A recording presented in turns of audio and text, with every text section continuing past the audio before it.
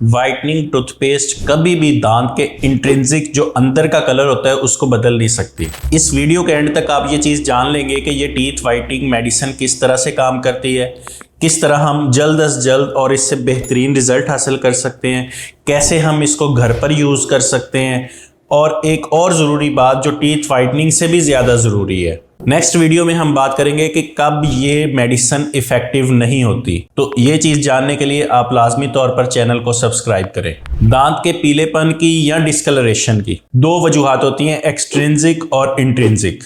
Extrinsic का मतलब है कि बाहर की तरफ से दांतों के ऊपर जो डिस्कलरेशन होती है, जैसे हमारी फूड में कलर्स होते हैं या जो चाय कॉफ़ी या तंबाकू का इस्तेमाल करते हैं उनके दांत डिस्कलर हो जाते हैं। इसमें सबसे बड़ी वजह जो होती है वो पुअर ऑरल हाइजीन। अगर हम अपनी ऑरल हाइजीन को मेंटेन नहीं करते, कैलकुलस या प्लाक जम रहा है, उसकी वजह से भी दांत डिस्कलर हो सकते हैं। इसी तरह कुछ इंट्रिंसिक फैक्टर होते हैं कि जो अंदर की तरफ से दांत के कलर को चेंज कर रहे होते हैं। उसमें सबसे बड़ा फैक्टर है एजिंग, यानी जैसे जैसे उम्र बढ़ती जाती है दांत का कलर चेंज होते हैं। इसके अलावा कभी कोई दांत के ऊपर चोट लगी हो, उसकी वजह से दांत जो है वो सिंगल एक दांत या सारे दांत डिस्कलर हो जाते हैं। कुछ मेडिकल कंडीशंस और कुछ मेडिकेशन यानी मेडिसिन जो खाते हैं ये ऐसी होती हैं जो दांत के कलर को चेंज कर देती हैं। टीथ वाइटनिंग जो है इसको हम तीन तरह से एड्रेस कर सकते हैं, इनकी जो वजूहात हैं उनको देखते हुए और इनके इलाज को। अगर ये चीज़ आप समझ लेंगे तो आप ये जान सकेंगे कि जल्द से जल्द रिजल्ट लेने के लिए हमें क्या करना चाहिए। क्रोमोजेंस वो कंपाउंड होते हैं जो पैक होकर दांत के ऊपर या अंदर की तरफ चले जाते हैं और जिसकी वजह से दांत ब्लैक या येलो नजर आता है। अब ज़रूरत इस चीज़ की होती है कि ये कंपाउंड्स जो इकट्ठे होकर एक दांत को डिस्कलर कर रहे हैं इनको तोड़ा जाए, ख़त्म किया जाए वहाँ से। जब ये टूट जाएंगे तो दांत जो है वो ब्राइट हो जाएगा, अपनी असल हालत में, अपने असल रंग में वापस आ जाएगा। अब यहाँ पे समझे कि टीथ वाइटनिंग जो टूथपेस्ट है वो क्या किरदार अदा करती है। जितनी भी टीथ वाइटनिंग टूथपेस्ट हैं या इवन आपने कमर्शियल्स में देखा होगा ये चारकोल पाउडर होता है, ये चीज़ें जो लोग यूज़ करते हैं इसका मकसद क्या होता है कि ये एब्रेसिव मटेरियल है, यानी कि दांत के ऊपर से इनेमल की तह को हल्का हल्का रगड़ते हैं। उससे क्या होगा कि दांत के ऊपर जितने भी जो एक्सट्रिंसिक फैक्टर थे उनकी वजह से क्रोमोजेंस या दूसरे कंपाउंड्स जमे होंगे वो साफ होते जाएंगे। लेकिन इसका नुकसान क्या होगा कि दांत की जो ऊपर की तह इनेमल है वो भी हल्के हल्के घिसती जाएगी। जब हम इन चीज़ों से ब्रश करते हैं तो एकदम हमें वाइट कलर नज़र आता है जो बड़ा एक खुशनुमा होता है। लेकिन अगर लॉन्ग टर्म बार बार इन चीज़ों को यूज़ किया जाएगा तो उसकी वजह से क्या होगा कि इनेमल की जो तह है वो बारीक हो जाएगी और उसके बाद जो दांत के अंदर की तह डेंटिन होती है उसका जो शेडो है वो ज़्यादा नज़र आएगा। इस तरह दांत मज़ीद पीले एक वक्त पे आके नज़र आएंगे। तो टीथ वाइटनिंग जो टूथपेस्ट है उनका इस्तेमाल किया जा सकता है, लेकिन रेगुलर या बहुत लंबे अरसे के लिए इनको इस्तेमाल करना नुकसानदेह हो सकता है। अब आप अगर ये चीज़ सोच रहे हैं कि इंट्रिंसिक फैक्टर है उसकी वजह से जो डिस्कलरेशन होती है उसको कैसे चेंज किया जा सकता है, तो उसमें हमें किसी ना किसी वाइटनिंग मटेरियल की ज़रूरत है जिनकी कंपोजिशन या फॉर्मुलेशन में परऑक्साइड होता है। यहाँ पे मैं एक चीज़ आपको बताता चलूँ कि बास लोग समझते हैं कि वाइटनिंग और ब्लीचिंग ये एक ही चीज़ है। देखिए वाइटनिंग जो है वो किसी भी तरीके से की जा सकती है, ब्लीचिंग से भी की जा सकती है, हम क्राउन्स या विनियर्स या दूसरी जो चीज़ें हैं वो यूज़ कर सकते हैं। जबकि ब्लीचिंग एक स्पेसिफिक मोड ऑफ ट्रीटमेंट है जिसमें हम परऑक्साइड केमिकल्स का यूज़ करते हैं, जैसे हाइड्रोजन परऑक्साइड और कार्बामाइड परऑक्साइड।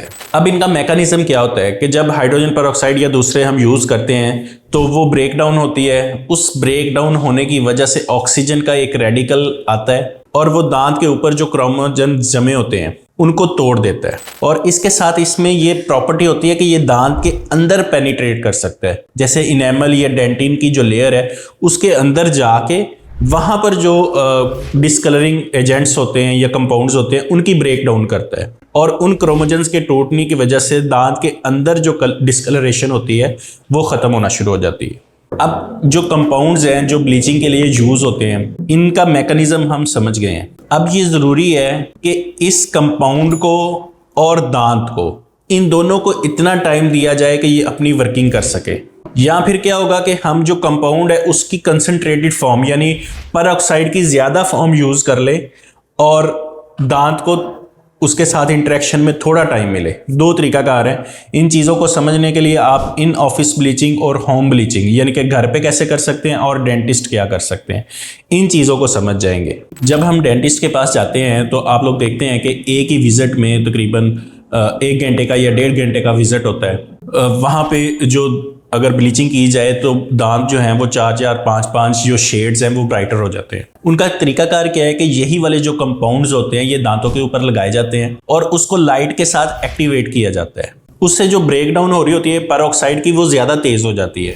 और उसके अलावा ये कंपाउंड्स जो होते हैं वो तकरीबन 20 से 40% मिकदार में इन केमिकल्स में मौजूद होते हैं। इसकी वजह से जो दांत हैं वो जल्दी ब्राइट हो जाते हैं। लेकिन चूंकि ये इतनी ज़्यादा मिकदार में होते हैं तो इसको प्रोफेशनली हैंडल किया जाता है। हम आम तौर पर घर में इसको इस्तेमाल इस तरह से नहीं कर सकते।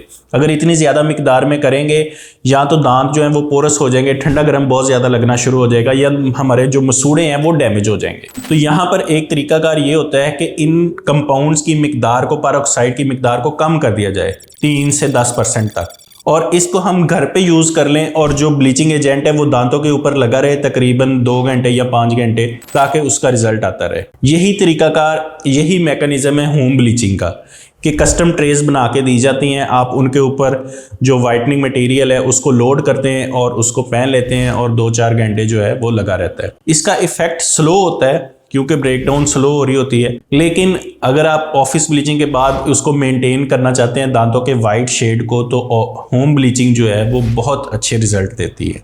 इन सारी चीज़ों के अलावा जो सबसे अहम बात है वो ये है कि आपके दांत कितने हेल्दी हैं। अगर आपके दांत साफ हैं और हेल्दी हैं तो इस चीज़ से कोई फर्क नहीं पड़ता कि ये कितने वाइट है। दांतों का हेल्दी होना और मसूड़ों का ठीक होना, ये चीज़ ज़्यादा ज़रूरी है। और इसके लिए हमें कंसिस्टेंट होना पड़ता है ब्रशिंग में, फ्लॉसिंग में, और जो प्रोफेशनल क्लीनिंग होती है स्केलिंग के साल में एक दफ़ा करवाई जाए। उससे आपके दांत हेल्दी भी रहेंगे और मसूड़े जो हैं वो भी अपनी प्रॉपर वर्किंग करते रहेंगे। और इसके साथ साथ जो गाइडलाइंस हम वक्तन फ़वक्तन देते रहते हैं कि किस तरह से मसूड़ों को या दांत को हेल्दी रखा जाए, उन पे अमल करेंगे तो उससे भी जो दांत हैं वो बेहतरीन रहेंगे।